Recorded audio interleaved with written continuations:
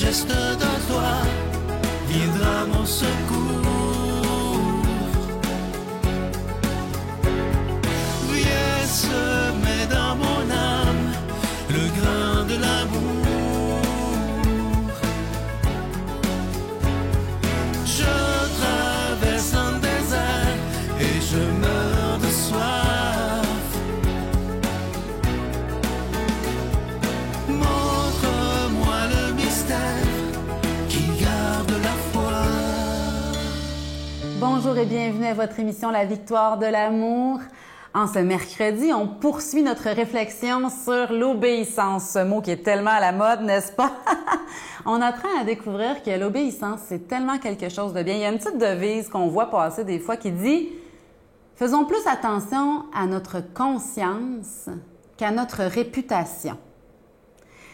Et c'est ce que je pense aussi au niveau de l'obéissance. Il est plus important, beaucoup plus important, de loin plus important d'obéir à notre conscience que d'obéir à l'opinion des gens. Qu'est-ce que les gens vont dire? Hein? Parfois, on obéit à une espèce de pudeur due au regard des autres. On obéit à... Obéissons à notre conscience. Qu'est-ce qui est bien en nous? Qu'est-ce qu'on croit qui est le mieux pour nous? Et notre authenticité est là aussi. Bien sûr, il faut mettre des nuances. Bien sûr, il faut nuancer. Par exemple, j'ai une personnalité très forte. Je prends beaucoup de place. C'est important que j'obéisse à cet élan-là, à mon dynamisme, mais que je respecte aussi l'espace des autres, hein? La prise de parole des autres, c'est évident. Hein? Soyons authentiques, soyons nous-mêmes, obéissons à notre essence profonde, tout en respectant les autres, notre entourage, tout en aimant. En fait, c'est l'amour. Mais c'est bien plus important, et je suis certaine que vous êtes d'accord avec moi, de faire attention à notre conscience. Hein? Le soir, quand on se couche, c'est notre conscience qui nous indique le bien, le mal, ce qu'on a besoin. Et c'est dans notre conscience qu'on va avoir un bon sommeil ou non. Tandis que l'opinion des gens, là, on n'a aucun contrôle dessus. On n'a aucun pouvoir. Aussi bien y aller avec authenticité, avec simplicité et humilité. Souvent, accepter d'obéir à cette petite voix en nous demande énormément d'humilité. Cette espèce de souplesse intérieure qui dit non, là, on dirait qu'on attend ça de moi, là, telle chose, mais moi, j'ai besoin d'y aller avec authenticité et d'obéir à ça, ça demande du courage et de l'humilité, les deux à la fois. Et moi, je pense que c'est notre mission à chacun, c'est d'être qui l'on est. Obéir à cette saveur unique qui est en nous. Hein? Accepter de rayonner de cette lumière unique dont notre monde a tant besoin. Hein? Mère Teresa a dit « Oui, ce que nous faisons de bien n'est qu'une goutte d'eau dans l'océan. Mais si cette goutte d'eau n'y était pas, elle manquerait. » Mais c'est pareil pour chacun de nous. Notre authenticité, toute simple, hein? En toute simplicité, soyons nous-mêmes, ça peut faire une grosse différence dans notre entourage. Peut-être que c'est tout petit, on a l'impression que c'est tout simple, que ça sans conséquence. Non. Chaque petit oui à l'authenticité est important pour notre monde et pour la victoire de l'amour dans notre quotidien. Notre Père qui es aux cieux, que ton nom soit sanctifié, que ton règne vienne, que ta volonté soit faite sur la terre comme au ciel. Donne-nous aujourd'hui notre pain de ce jour. Pardonne-nous nos offenses, comme nous pardonnons aussi à ceux qui nous ont offensés. Et ne nous laisse pas entrer en tentation, mais délivre-nous du mal, car c'est à toi qu'appartiennent le règne, la puissance et la gloire pour les siècles des siècles. Amen. Je continuerai à croire, même si tout le monde perd espoir. Je continuerai à aimer, même si les autres parlent de haine. Je continuerai à construire, même si les autres détruisent. Je continuerai à parler de paix, même au milieu d'une guerre. Je dessinerai des sourires sur des visages en larmes et je tendrai les bras à ceux qui se sentent épuisés. Oui, je continuerai à croire. Encore une fois, je vous parle de mon tout nouveau livre qui s'intitule « La vie après la mort », ce que Jésus nous promet. Il est tout nouveau depuis le début du mois d'octobre. J'y ai mis tout mon cœur. Comme je vous le dis depuis le début du mois, il est écrit en gros caractères, il est facile à lire. Et comme je vous disais la semaine dernière, moi, j'ai longtemps eu très, très peur de la mort. Ça en était épouvantable. Mais avec le temps, en vieillissant, j'ai appris à l'apprivoiser et j'essaie même de m'en faire une amie. Et c'est ce que je vous propose dans le livre.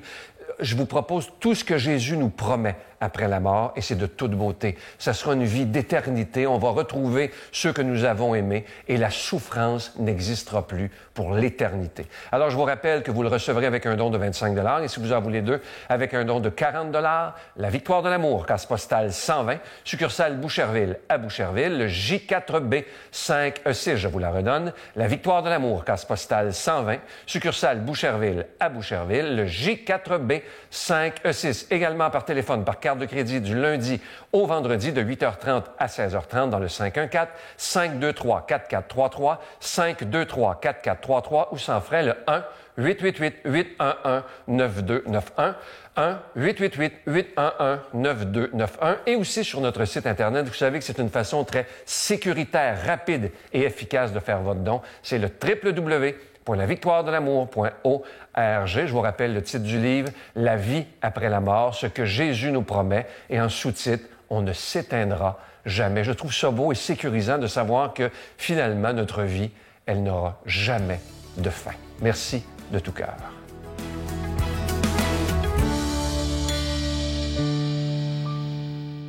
Mon Dieu, donnez-moi la sérénité d'accepter les choses que je ne peux changer, le courage de changer les choses que je peux et la sagesse d'en connaître la différence. Amen. On rejoint maintenant à Paris le bon père Michel Marie.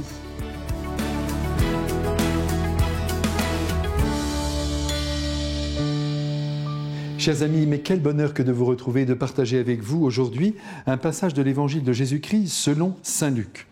En ce temps-là, tandis qu'il faisait route vers Jérusalem, Jésus traversait villes et villages en enseignant.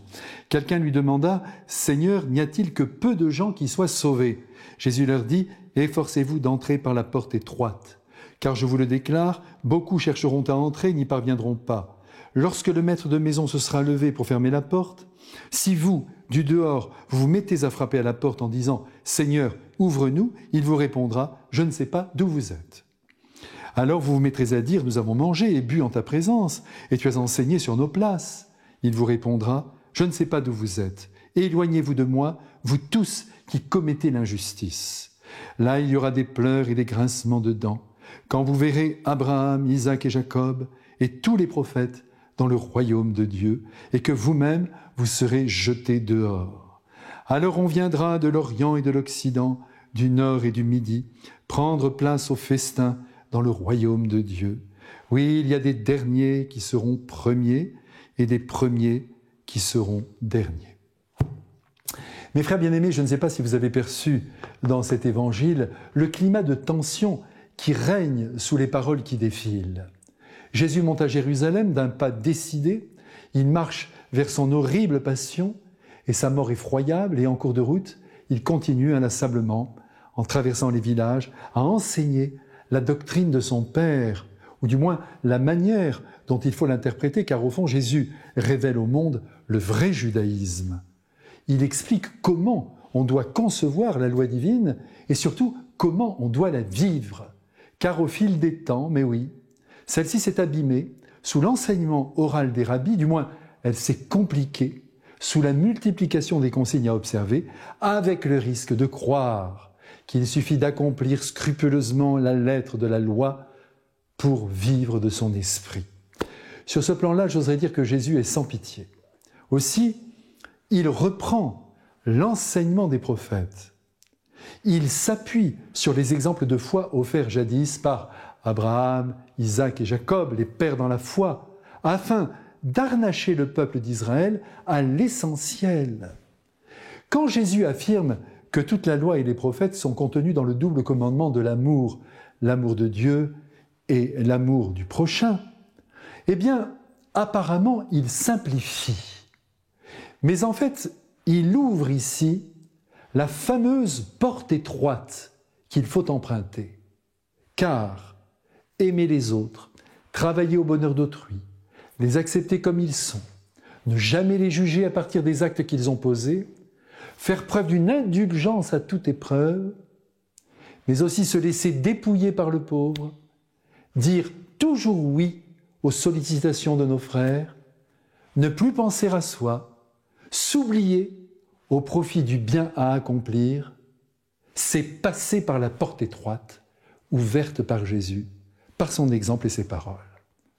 Et pour être sauvé, c'est-à-dire pour sauver notre humanité ici-bas, pour qu'elle reste belle, pour que nous ne devenions pas des monstres d'égoïsme, et qu'un jour, parce que nous aurons vécu en répandant l'amour, nous recevions en ricochet la vie éternelle promise aux aimants. C'est cela, passer par la porte étroite, que beaucoup ratent au nom de leurs idées, au nom de leur étroitesse d'esprit, mais aussi au nom de leur égoïsme et de leur méchanceté. Éloignez-vous de moi, dit le Christ, vous qui faites le mal.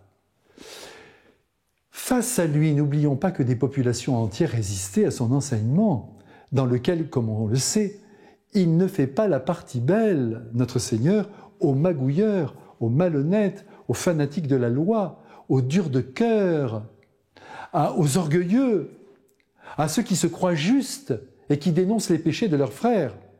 Alors, les yeux dans les yeux, avec son audace habituelle, poussé par sa volonté de corriger le religieux qui charge les épaules des hommes et les broie sous des fardeaux trop lourds, il leur crie « Vous croyez être les premiers, vous serez les derniers là-haut à entrer dans le royaume. » En revanche, devant vous, des païens qui se sont laissés éclairer par ma parole de lumière seront les bienvenus dans le cœur de mon Père. Mes frères et sœurs bien-aimés, poussons aujourd'hui cette fameuse porte étroite sur laquelle est écrit en lettres d'or le grand programme de Dieu. Vivre pour Dieu, vivre pour aimer. Et passons-là cette porte, avec tous les saints du ciel, mais aussi avec tous les braves gens de la terre qui n'ont jamais cessé d'être bons, en s'éloignant bien sûr de toute prétention. Que le Christ, qui a les clés de cette porte, nous les mette en main en nous bénissant. Amen. Je vous salue Marie, pleine de grâce. Le Seigneur est avec vous. Vous êtes bénie entre toutes les femmes, et Jésus, le fruit de vos entrailles, est béni. Sainte Marie, Mère de Dieu, priez pour nous pécheurs, maintenant et à l'heure de notre mort. Amen.